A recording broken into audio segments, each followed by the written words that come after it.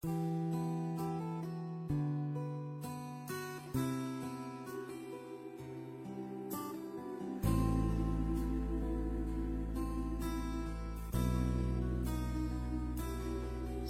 6 juillet 2024.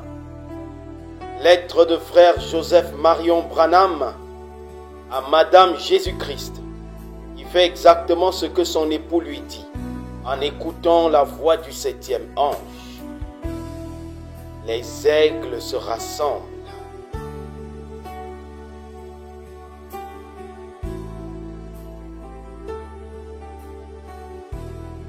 Chère épouse de la volonté parfaite, le jour tire à sa fin et la venue du Seigneur est imminente.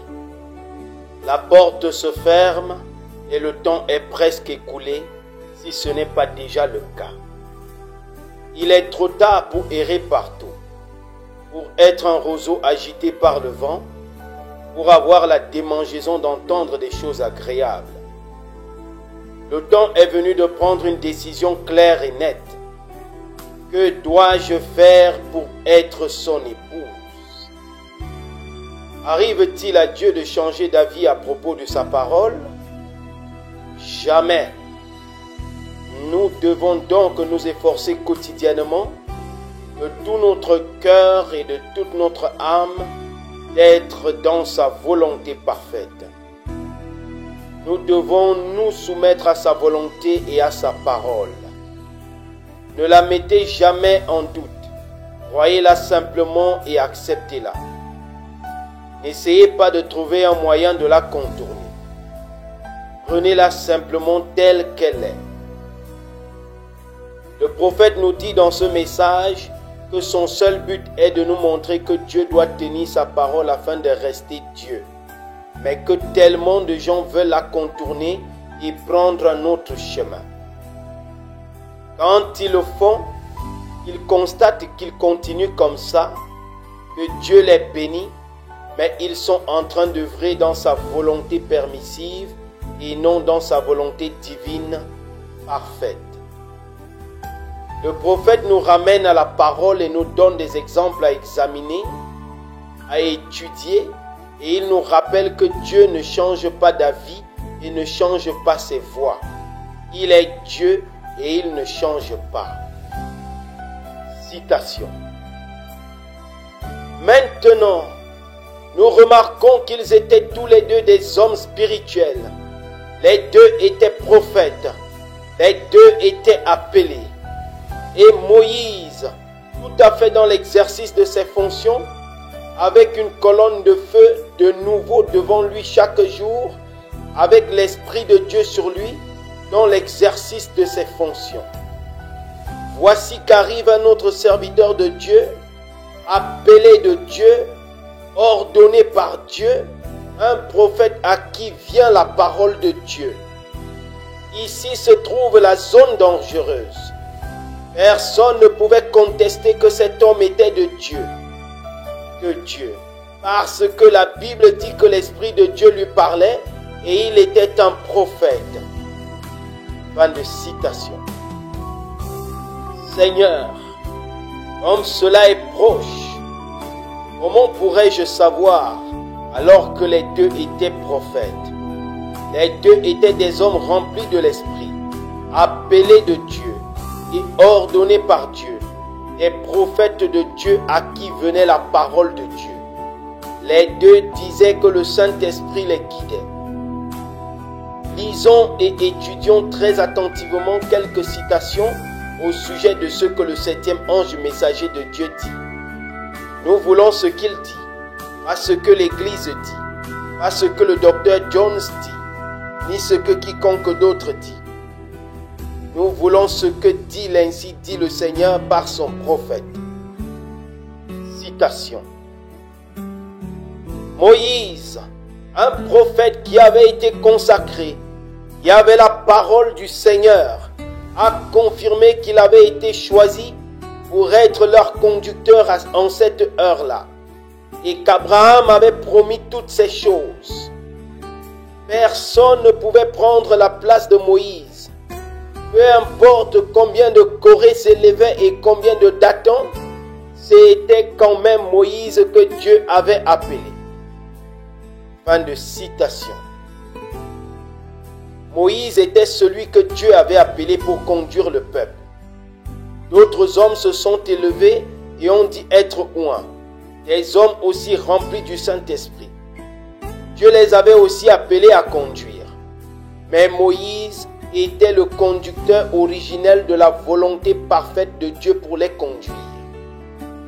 Citation. Mais, et si les gens ne veulent pas marcher dans sa volonté parfaite, il a effectivement une volonté permissive dans laquelle il vous laissera marcher. Remarquez, il le permet. D'accord, mais il fera en sorte que cela concourt à sa gloire dans sa volonté parfaite. Maintenant, si vous aimeriez... Fin de citation. Personne ne veut se retrouver dans la volonté permissive de Dieu. La véritable épouse veut être dans sa volonté parfaite tout le temps, peu importe le prix. Il y a tant de désaccords, de pensées, de confusion et d'opinions sur l'importance de passer les bandes. Nous savons tous qu'il s'agit du point de contention qui sépare les croyants du message aujourd'hui. Nous savons que l'épouse doit être unie, et elle le sera. C'est la parole. Il y a des hommes appelés de Dieu et remplis de l'Esprit dans l'Église aujourd'hui. Ils sont des hommes de Dieu oints et appelés à prêcher ce message. Mais il n'y en a tout simplement pas un seul au sujet duquel nous pouvons tous être d'accord.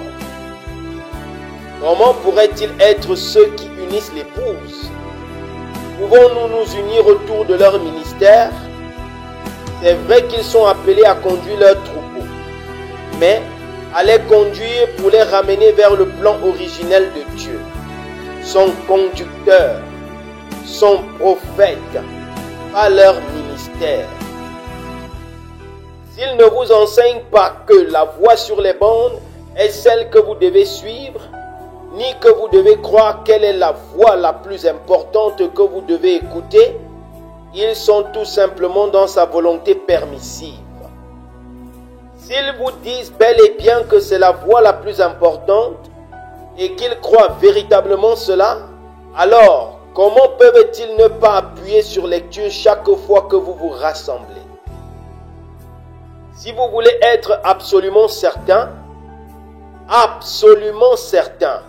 que vous êtes dans sa volonté parfaite, il n'y a qu'un seul moyen certain, c'est d'écouter la voix confirmée de Dieu sur les bandes. Citation.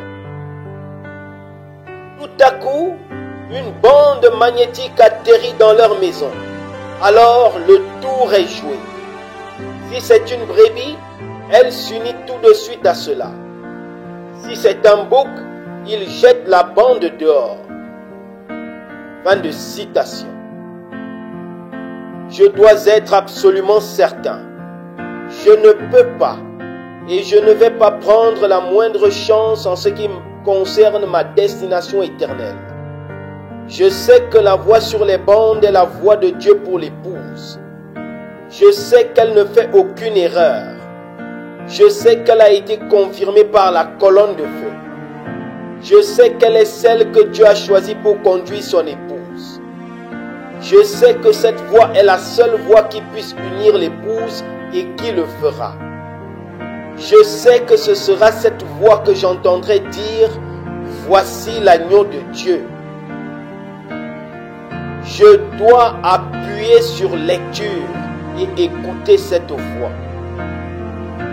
Vous êtes invités à vous joindre à nous ce dimanche à midi, heure de Jeffersonville, 17h, heure d'Afrique centrale, alors que nous écouterons « Arrive-t-il à Dieu de changer d'avis à propos de sa parole ?» prêché le soir du 18 avril 1965. Frère Joseph Branham. Nous commencerons le message au paragraphe 61. Passage des Écritures à lire avant d'écouter le message. Exode chapitre 19. Nombre chapitre 22 verset 31. Matthieu chapitre 28 verset 19. Luc chapitre 17 verset 30. Apocalypse chapitre 17. Que le Seigneur Jésus-Christ vous bénisse à l'écoute de sa parole.